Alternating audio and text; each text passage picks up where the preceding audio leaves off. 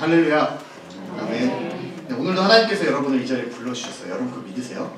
이 자리에 여러분들이 그냥 나오셨지만 사실 하나님께서 여러분 불러주셔서 이 자리에 나오게 하셨고요. 그렇기 때문에 여러분에게 하나님께서 은혜를 주시기로 작정하셨습니다. 그 은혜들을 여러분이 믿음의 손으로 받아 누리시는 여러분들 되시기 바라고요. 우리 옆 사람 한번 바라보면서 우리 같이 인사했으면 좋겠어요.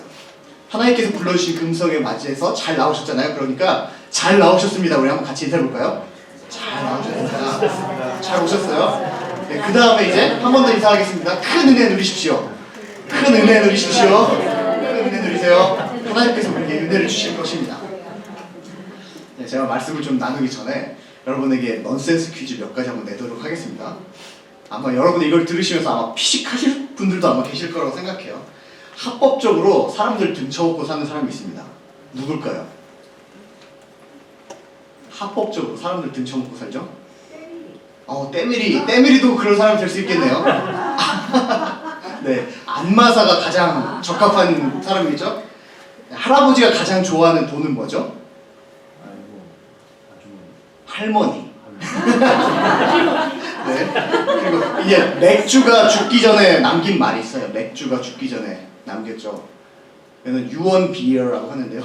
네. 비어가 유언을 남겼죠. 세상에서 가장 가난한 왕은 최저임금이고요. 어쩌면 반성문을 영어로 하면 이건 아마 쉽게 아실 거예요. 글로벌 받는 거니까 반성문. 그리고 수박 한 통이 5,000원이에요. 그럼 두 통에는 개보린. 네, 이런 게 아마 이거 들으시면서 피식하신 분들도 계실 것인데 옛날에 두 통엔 개보린 뭐 이런 거 많이 들어보셨을 거예요. 사실 이런 말장난 같은 개그를 요즘 말로 아재 개그라 그래요. 많이 아시죠? 사실 이야기를 들으시면서 피식하신 분들은 이미 아재 계급에 올라오신 분들이고요. 사실 이런 이제 개그를 보면서 제가 느끼는 게 뭐냐면요. 중요한 내용이 없이 그저 피식하게만 만든 내용이 개그잖아요. 그리고 이런 것들 통해서 우리가 발견할 수 있는 게 어쩜 세상사가 요즘 굉장히 약간 내용 없이 즐거운 것만 추구하는 것은 아닌가 그런 생각을 하게 돼요. 이걸 즐기는 게 나쁘다 그런 게 아니고요. 그냥 세상의 관점이 모두 뜬구름 잡는 것 같이 허무하다라는 어떤 세상적인 가치관들을 속에 담고 있는 것은 아닌가. 그렇기 때문에 허무라는 것을 주제로 담은 개그들이 약간 모양만 바꿔가면서 한동안 허무 개그도 있었고 뭐 이런 게 있었잖아요. 모양만 바꿔가면서 계속 사람들에게 웃음을 주고 있는 것은 아닌가 이렇게 생각을 합니다. 사실 그런데 개그만 그런 게 아니에요. 요즘 드라마를 봐도 드라마의 내용들이 굉장히 뭐 세상사를 많이 담고 있지만 뭐 재밌는 것도 있고 어쩌면 이게 보기에 굉장히 좀 나쁘끄러운 것들도 굉장히 많이 있잖아요. 내용이 좋은 거라 할지라도 좀 그런 것들 담고 있는데 여러분 혹시 비밀의 숲이라는 드라마 혹시 아세요? 네, 다행히 여기 보신 분들 몇 분 안 계신 것 같아요. 작년에 한 이맘때쯤에 그 한국의 TVN이라는 그 방송사에서 했던 드라마인데요. 그게 뭐냐면 검사들 이야기를 좀 다루고 있는 드라마예요. 굉장히 재밌습니다. 네, 검찰과 고위급 정계 인사들에게 약간 스폰서 그 뇌물이나 이런 것들을 제공했던 어떤 한 회사 기업가가 파산하고 난 이후에 그 사람이 죽게 돼요. 어떤 살인사건에 연루돼가지고 죽게 되는 것을 통해서 도대체 이 사건이 어떻게 일어났는지 그리고 그 내막엔 어떤 비밀들이 있는지 정계와 검찰계 뭐 이걸 뒤집어 놓으면서 이게 진행되는 드라마인데 굉장히 내용이 재밌습니다. 그런데 이런 드라마를 통해서 우리가 재미를 찾을 수도 있는데 그 드라마가 항상 드라마 작가들이 우리가 있을 법한 이야기들을 적잖아요. 그걸 통해서 대한민국이라는 나라가 가지고 있는 현실이 어떤 것인가 한번 또 고민하게 되는데요. 그 드라마 중에서 가장 중심 인물 중에 한 명인 이창준이라는 인물이 있어요. 검사였고 검사장도 하고 나중에 대통령 비서실장 뭐 그런 것까지 올라가는 사람인데 그 사람이 마지막에 편지글로 남긴 글이 있습니다. 그 부분을 한번 제가 일부분을 읽어드릴게요. 대한민국이 무너지고 있다. 지금의 현실은 대다수의 보통 사람은 그래도 안전할 거라는 심리적 마지노선마저 붕괴된 이후이다. 사회 해체의 단계이다. 19년 검사로서 19년 이 붕괴의 구멍이 바로 내 앞에서 무섭게 커지는 걸 지켜만 봤다. 설탕물 밖에 먹을 게 없다는 할머니가 지금 내 앞에 끌려온 적이 있다. 고물을 팔아 만든 3,000원이 전 재산인 사람을 절도죄로 구속한 날도 있다. 낮에는 그들을 구속하고 밤에는 밀실로 갔다. 그곳엔 말 몇 마디로 수천억을 빨아들이는 사람들이 있었고 난 그들이 법망에 걸리지 않게 지켜왔다. 그들을 지켜보지 않을 땐 정권마다 던져주는 가이드라인을 충실히 받아줬고 이행했다. 우리 사회가 적당히 오염됐다면 나는 그저 외면했을 것이다. 모른 척만 할 정도로 썩었다면 내가 가진 것을 누리며 살았을 것이다. 뭐 이렇게 이런 편지글을 남기고 나중에 마지막에 이제 좀 어떤 사건들이 일어났는데요. 아마도 이 글을 쓴 드라마 작가는 대한민국 사회에 드리워진 어두운 면을 이렇게 꼬집으려고 했던 것 같아요. 그런데 그 드라마가 마지막에 결론나는 건 뭐냐면요. 세상은 다시 어두운 돈, 권력에 의해서 지배될 것이다. 결국에는 그 사람들이 그렇게 어두운 면을 가지고 있던 사람들을 구속한다 할지라도 그 사람들은 결국 돈으로 풀려나게 될 것이고 다시 그런 일들은 계속될 것이다. 뭐 이런 식으로 이야기가 마무리 되는 것을 보거든요. 답답한 것 같죠? 근데 이게 드라마 속의 이야기만은 아닙니다. 사진 한 번 먼저 봤으면 좋겠어요. 혹시 누군지 모르시죠? 네, 모르시는 게 당연하다고 생각합니다. 사실 저도 잘 몰랐어요, 이 사람이 누군지. 그런데 이 사람은 여러분 이름만 대면 알 수 있는 그 유명한 대학교에서 철학을 가르치는 교수였습니다. 근데 이 사람이 남긴 말은 이런 말이 있어요. 왜 인생이란 그렇게 불합리할까, 헛될까, 덧없는 것일까? 인생이 덧없듯이 우리 존재 역시 덧없다. 그 이유는 우리가 그런 허무한 인생 속에서 살고 있기 때문이다. 뭐 이렇게 얘기를 했는데요. 이 사람 누구냐면요. 1889년부터 1912년까지 어디 학교냐면 하버드 대학에서 철학을 가르치던 철학 교수입니다. 조지 산타야나라는 철학자인데요.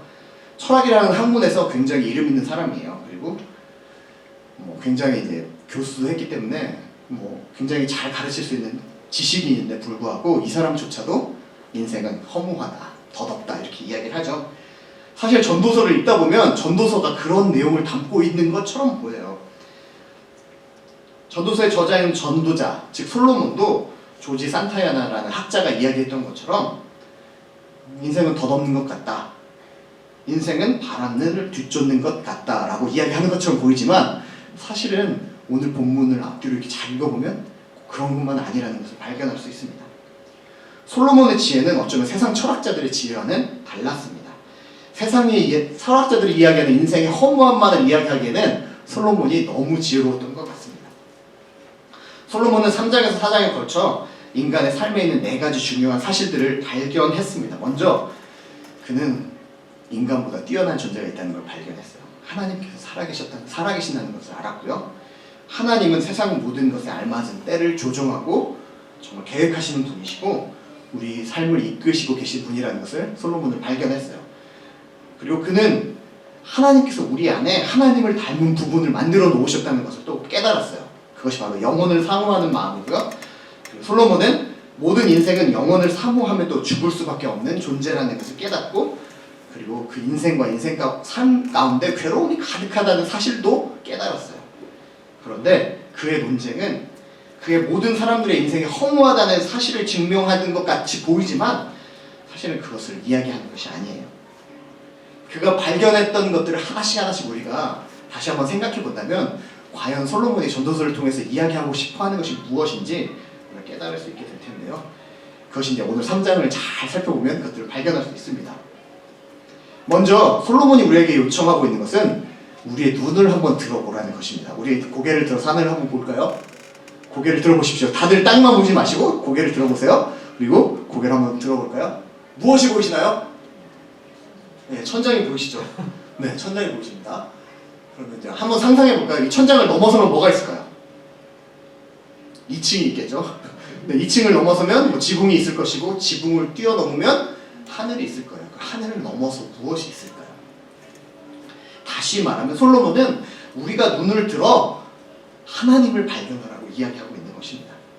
시간이 흘러가는 것이나 물이 위에서 아래로 흐르는 것, 아이가 자라서 어른이 되는 것, 봄이 가면 여름이 오고 가을이 오고 다시 겨울이 오는 것처럼 계절이 변하는 이 모든 것들, 어쩌면 과학자들이나 철학자가 아닐지라도 이런 이야기들 우리가 쉽게 알 수 있잖아요. 그런데 이런 자연스러운 흐름이 어떻게 생겨나게 되었을까? 솔로몬은 의문을 갖게 되었죠. 그저 세상에 있는 그대로 존재하기 때문에 그런 흐름이 있었을까요? 우리 전도서 3장 1절 한번 같이 읽어보도록 하겠습니다. 한번 읽어볼까요? 시작. 범사에 기한이 있고 천하 만사가 다 때가 있나니. 시간이 흐르는 것도, 모든 만물이 때를 따라 살고 죽고 움직이는 것도 모두 하나님의 정하신 목적에 의해 이루어진 일임을 우리에게 말씀하고 있는 것입니다. 우리가 태어나기 전부터 우리가 죽는 그 순간까지 하나님께서는 하나님의 일을 하나님의 때에 맞게 이루어가고 계십니다. 우리는 하나님께서 어떻게 일하고 계시는지 깨닫지 못할 때도 있어요. 그렇지만 하나님께서 일하고 계시다는 것을 너무나 분명하게 우리는 알 수가 있는데요. 한번 2절부터 8절까지 제가 쭉 읽어드리도록 하겠습니다. 네, 굉장히 많죠? 날 때가 있고 죽을 때가 있으며, 심을 때가 있고 심은 것을 뽑을 때가 있으며, 죽일 때가 있고 치료할 때가 있으며, 헐 때가 있고 세울 때가 있으며, 울 때가 있고 웃을 때가 있으며, 슬퍼할 때가 있고 춤출 때가 있으며, 돌을 던져버릴 때가 있고 돌을 거둘 때가 있으며, 안을 때가 있고 안는 일을 멀리 할 때가 있으며, 찾을 때가 있고 잃을 때가 있으며, 지킬 때가 있고 버릴 때가 있으며, 찢을 때가 있고 꿰맬 때가 있으며, 잠잠할 때가 있고 말할 때가 있으며, 사랑할 때가 있고 미워할 때가 있으며, 전쟁할 때가 있고 평화할 때가 있느니라. 솔로몬은 이렇게 14가지 때를 통해서 우리 개개인의 삶 속에서 분명히 하나님께서 역사하고 계시다라고 이야기합니다. 그 때를 정하신 분이 계시다라고 이야기하는 거죠. 다시 말하자면 인생이란 그저 우연히 이루어지는 근거 없는 사건의 연속이 아니라 하나님께서 자신의 계획에 따라 우리에게 정한 때를 살게 하신다는 것입니다. 이런 사실은 3장 11절에서 더 분명하게 드러나는데요. 같이 3장 11절 앞부분을 함께 읽도록 하겠습니다. 시작. 하나님이 모든 것을 지으시되 때를 따라 아름답게 하셨고. 3장 11절에서 이야기하듯이 이 모든 일들을 계획하신 분은 하나님이시고, 하나님께서 정하신 그때에 이루어지는 그 모든 일들은 어떻다고요? 아름답다라고 이야기하고 있습니다. 무슨 의미일까요? 어쩌면 인생은 의사가 내리는 처방전과 같을 수 있습니다. 그리고 그 처방전에 따라 지어진 약과 같을 수 있는데요. 어떤 약은 과하게 복용하면 어떻게 되죠? 우리 몸에 이상이 생기죠. 사람을 죽이는 독약이 될 수도 있습니다. 하지만 그런 독약조차도 의사가 내리는 처방전에 따라서 잘 사용하게 된다면 양약이 돼요. 우리 몸을 치유하게 됩니다.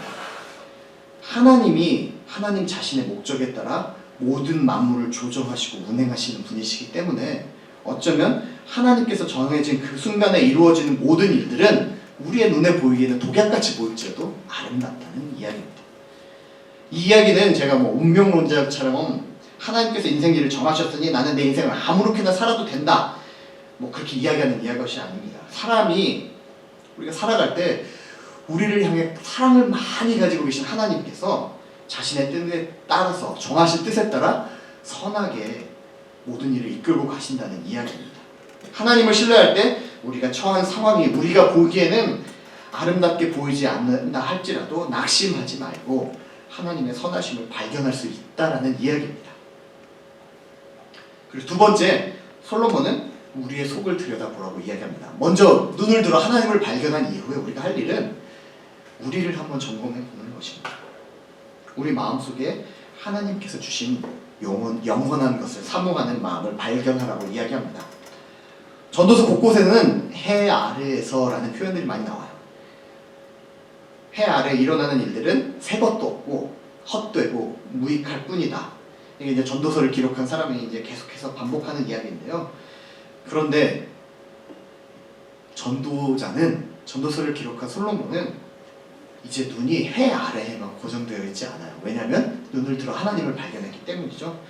그는 하나님의 섭리를 깨닫고 인생의 새로운 관점을 가지게 되었습니다. 그래서 1장 3절과 3장 9절을 한번 제가 같이 동시에 보여드릴 텐데요. 같은 질문을 반복하고 있어요. 1장 3절 한번 보실까요? 시작. 해 아래에서 수고하는 모든 수고가 사람에게 무엇이 유익한가? 3장 9절도 한번 읽겠습니다. 시작. 일하는 자가 그의 수고로 말미암아 무슨 이익이 있으랴? 네, 두 구절이 거의 같은 내용을 담고 있죠. 사람들이 애써서 자기의 삶을 열심히 사는 것이 도대체 뭐가 좋으냐? 하고 묻는 질문입니다. 전도자는 1장 3절에 던졌던 질문을 3장 9절에 와서 다시 한번 반복합니다. 그런데 단순히 같은 질문을 반복해 던지면서 답답해하는 것이 아니에요. 3장 9절부터는 그 질문들에 대한 답변들을 이야기하기 시작합니다. 바로 10절에 그 질문에 대한 답을 발견할 수 있습니다. 또 한번 같이 읽어보도록 하겠습니다. 시작. 하나님이 인생들에게 노고를 주사 애쓰게 하신 것을 내가 보았노라. 하나님께서 우리에게 인생을 주셨습니다. 다시 말하자면 우리의 인생은 하나님의 선물이기 때문에 그 자체가 귀하다는 것이죠. 고생할 수도 있고 뭐 좋은 일이 있을 수도 있지만 그렇지만 우리가 깨달아야 되는 사실은 인생 자체가 귀하다는 것입니다. 여러분 여행을 좋아하시나요? 별로 안 좋아하시는군요. 네, 여행 좋아하시는 분들이 계셔야 되는데 얘기해야 되는데 여행을 다니다 보면 항상 즐겁고 좋은 일만 일어나는 것은 아니죠. 네, 여행을 다니다 보면 가끔 타이어가 터지기도 하고요.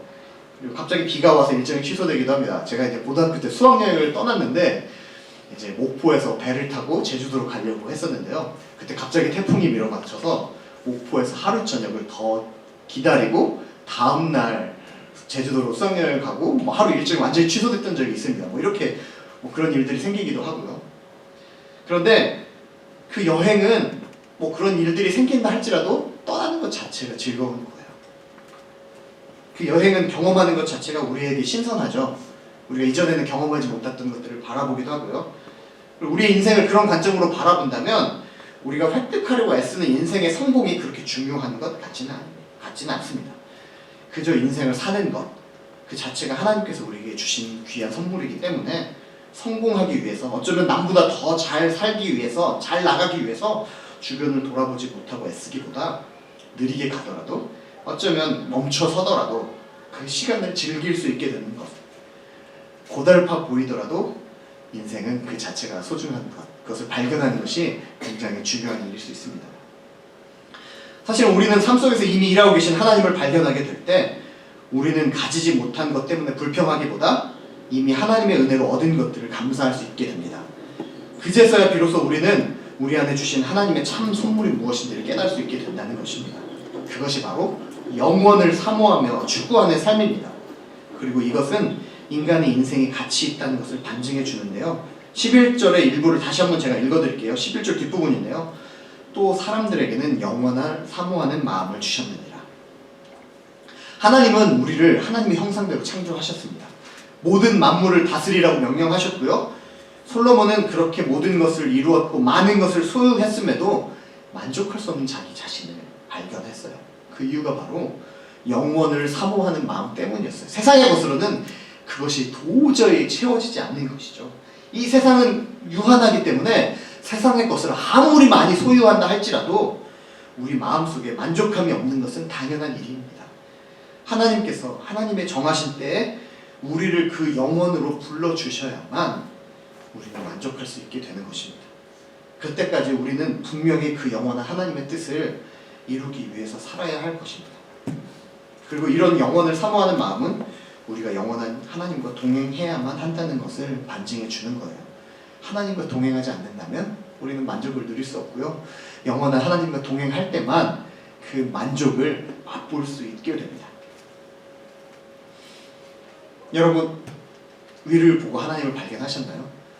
여러분 속에 하나님으로만 채워질 수 있는 그 영혼을 사모하는 마음을 발견하셨나요? 그러면 이제 우리는 어떻게 해야 될까요? 이제 앞을 보고 우리는 살아가야 됩니다. 마지막으로 솔로몬은 우리를 향해 앞을 보라고 이야기합니다. 우리의 미래를 한번 생각해 보라고 이야기하는 것입니다. 우리의 미래에 우리에게 닥칠 결국은 무엇인가요? 네, 맞습니다. 모든 인생은 죽음으로 마무리됩니다. 다시 말하면 솔로몬은 우리가 우리 앞에 닥쳐질 죽음이 있다는 것을 기억하며 살라고 이야기하는 것입니다. 19절에서 20절을 한번 읽어드리도록 하겠습니다.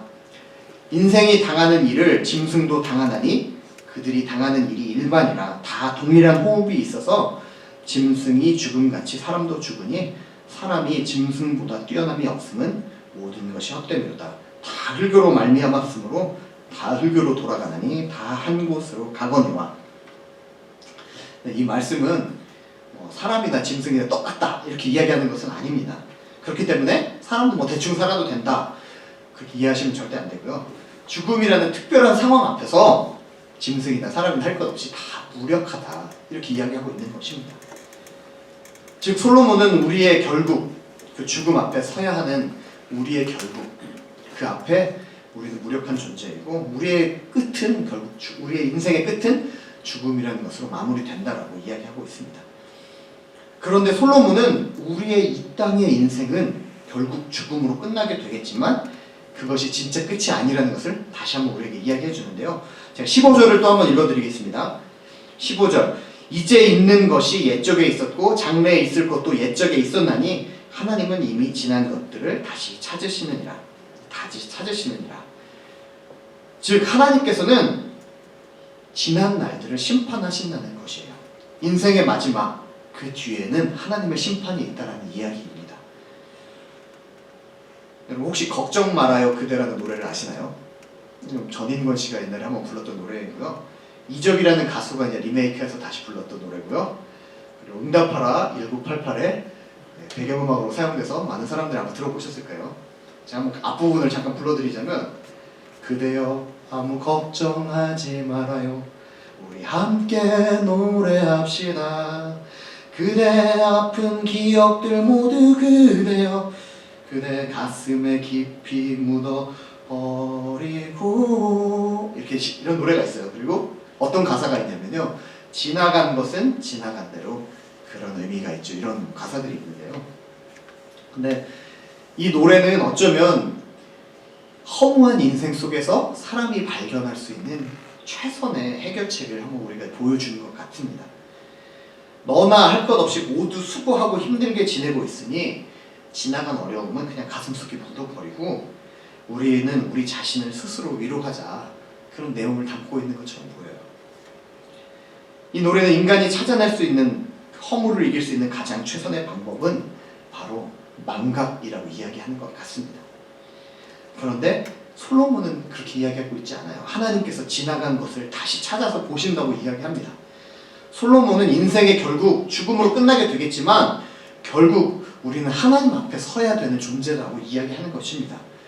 우리가 사는 세상은 부조리함을 가지고 있고 그런 부조리함 세상 속에서 악인들이 승승장구하는 것처럼 보이지만 결국 하나님의 때에 하나님께서는 그 세상을 심판하실 것이다. 그 불의를 심판하실 것이다 라고 이야기하는 것입니다. 그러면서 솔로몬은 22절에 자그마한 자신의 인생에 대한 결론을 내립니다. 22절을 한번 큰 소리로 읽어보도록 하겠습니다. 시작! 그러므로 나는 사람이 자기 일에 즐거워하는 것보다 더 나은 것이 없음을 보았나니 이는 그것이 그의 몫이기 때문이라. 그 뒤에 일어날 일이 무엇인지를 보게 하려고 그를 도로 데리고 올 자가 누구이랴. 솔로몬은 사람이 자기 일을 즐거워하는 것보다 더 나은 일이 없다고 이야기합니다. 만족하면서 사는 것이 가장 소중하다고 이야기하는 것입니다. 세상에 부조리가 가득한 것은 당연하지만 그럼에도 불구하고 결국은 죽게 될 인생을 하나님 앞에서 누리는 것이 얼마나 중요한지 이야기하는 것입니다. 어쩌면 세상 사람들이 이야기하는 망각하고 그냥 이 시간을 즐겨라라고 이야기하는 것이 아니라 하나님께서 우리에게 주신 그 인생이라는 선물을 하나님께서 마지막까지 결국에는 우리를 이끌고 계시고 그리고 하나님께서 이 세상의 불의를 심판하실 것이기 때문에 우리는 그 가운데 하나님의 섭리 가운데 인생을 즐겨라 라고 이야기하는 것입니다. 죽고 난 이후에는 우리가 살아왔던 인생을 다시 살 수도 인생의 후회들을 또 고칠 수 없다.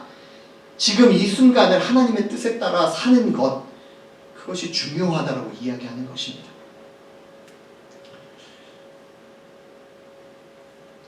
제가 텍사스로 이주해 온 지 얼마 되지 않았을 때 일인데요. 제가 2015년 1월에 텍사스로 이주해 왔습니다. 그때 굉장히 제 기억으로 눈이 좀 많이 왔어요. 되게 추웠던 겨울을 지냈다고 생각을 하는데 하루는 제가 이제 하율이를 데리고 산책을 나갔습니다. 그때 하율이가 이제 목도 잘 못 가눌 테니까 아기띠를 이렇게 앞에다 메고 데리고 산책을 나갔어요. 근데 이제 바람이 조금 찼어요. 그날 좀 추웠던 날이어서 갑자기 하율이가 이제 칭얼대기 시작합니다. 뭐 찡찡거리고 좀 울려고 하고 굉장히 찬바람이 자기에게 억색했던 것 같아요. 그런 상황 속에서 이제 제가 할 수 있었던 일은 무엇일까요? 좀 이제 걸어서 나갔기 때문에 다시 이제 집으로 오려면 좀 걸어서 거리가 있었어요. 이제 제가 이제 어린 아들을 향해서 이제 하율이한테 야 이제 그때 한 3, 4개월 정도 됐던 애한테 야, 이 정도 가지고 뭘 그래 좀 참아. 재밌지 않아? 뭐 얘가 할 수 있을까요? 절대 그럴 수 없을 거예요. 제가 할 수 있는 일은 그 아이를 조금 더 따뜻하게 품에 안고 빨리 이제 집으로 들어오는 일이겠죠. 집에 가면 따뜻한 물도 잘 나오고 온풍기도 있어. 그러니까 따뜻하잖아요. 제가 하율을 품에 안고 이제 집에 들어와서 따뜻한 물로 목욕하고 좀 쉬었던 일이 있습니다. 근데 그 상황을 여러분들이 한번 생각해 보셨으면 좋겠어요. 하율이의 관점에서 생각해 보면 지금 아빠가 굉장히 원망스럽겠죠? 같이 나갔어요. 뭐 놀러 나갔는데 자기는 이제 처음 경험하는 찬 바람에 이게 자기가 칭얼대면 그게 해결될 거라고 생각을 했는데 집에 갈 때까지 그게 해결이 되지 않아요. 뭐 이거 막 소리도 질러보고 싶죠. 애기라서 이제 잘 소리도 못 내고 뭐 차가운 바람을 피할 수 있는 해결책조차 자기에게는 없습니다. 그냥 칭얼대는 것밖에요. 또 아빠한테 뭐 이렇게 해보지만 아빠가 뭔가 해결해 주는 것 같지 않아요. 그 순간 생각해보면. 그런데 그 냉기를 어떻게 해결해야 될지 전혀 알 수 없었던 그 상황 가운데 도대체 우리 아빠는 왜 나에게 이런 고난을 겪게 할까 이렇게 저를 원망할 수도 있었겠죠. 그런데 아빠인 저의 입장을 한번 생각해 보십시오. 비록 추운 겨울이었지만 저는 어떻게 하면 그 문제를 해결할 수 있는지 알아요. 네? 하율이를 품에 안으면 하율이가 얼어 죽지 않을 거예요. 그걸 알아요.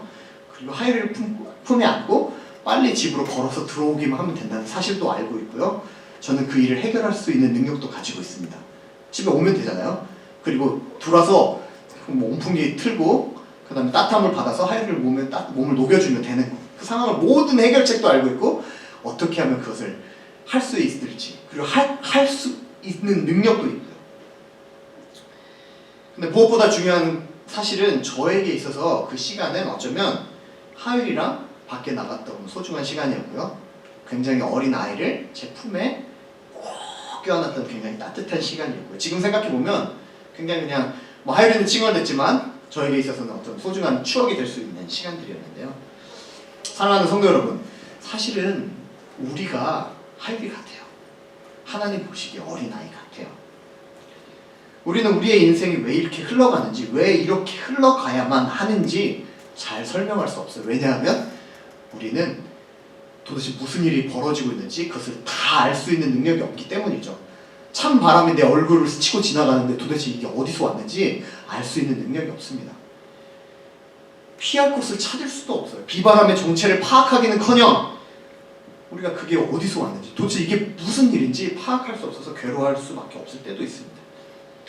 우리가 발견할 수 있는 것은 그래 그냥 인생은 모순이 가득한 거지. 그냥 우리가 열심히 수고하고 힘내지만 인생은 다 그런 거야 라고 체념할 수밖에 없는 그런 상황을 우리가 겪기도 합니다. 삶이란 참 힘든 것 같다라고 이야기하면서 그저 우리가 할 수 있는 것은 인생을 살아가는 것뿐이에요. 그런데 오늘 솔로몬은 전도서의 말씀을 통해서 여러분의 인생의 소중함을 이야기하고 즐겁게 보내기를 또 인생으로 인해 만족하기를 요청하는데요. 왜 그럴까요?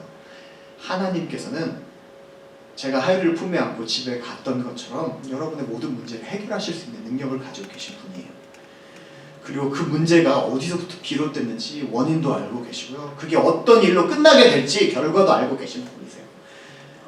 하나님께서는 그 상황 속에서도 여러분을 인도하고 계시고요. 어쩌면 그 상황은 여러분이 겪고 있는 그 고난은 하나님과 가장 친밀해질 수 있는, 어쩌면 하나님 품 안에서 정말 하나님의 평안을 누릴 수 있는 그런 가장 소중한 시간들이 될 수 있다는 사실이에요. 그런데 우리는 그 시간을 지내는 동안에 알 수가 없죠. 그냥 그저 찬바람에 울고 있는 하율이처럼 우리가 겪고 있는 고난 가운데 힘들어할 수밖에 없어요. 하지만 우리가 정말 오늘 솔로몬이 우리에게 요청하고 있는 것처럼 눈을 들어 하나님을 발견하고요.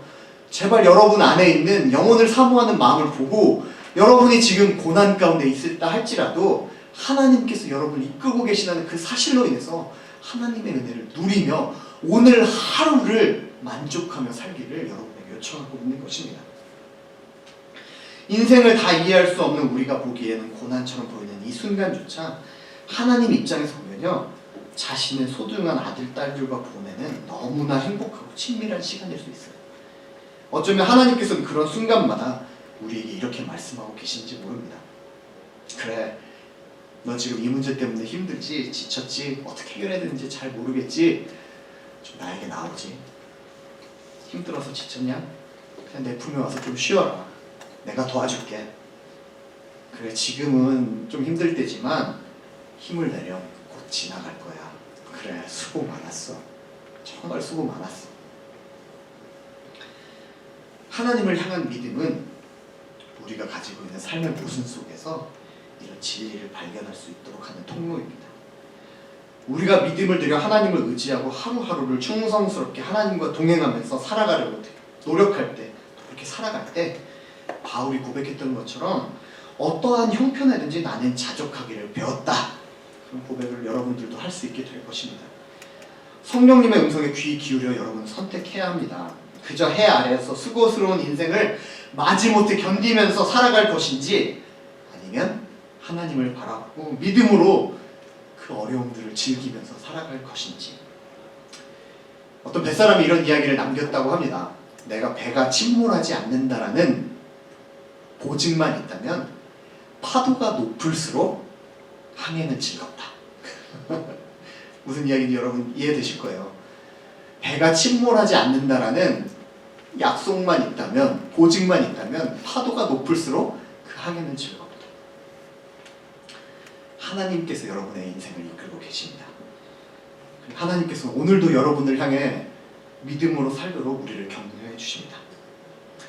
옛날에 자주 불렀던 찬양이 있어요. 사람을 보며 세상을 볼 때 만족함이 없었네.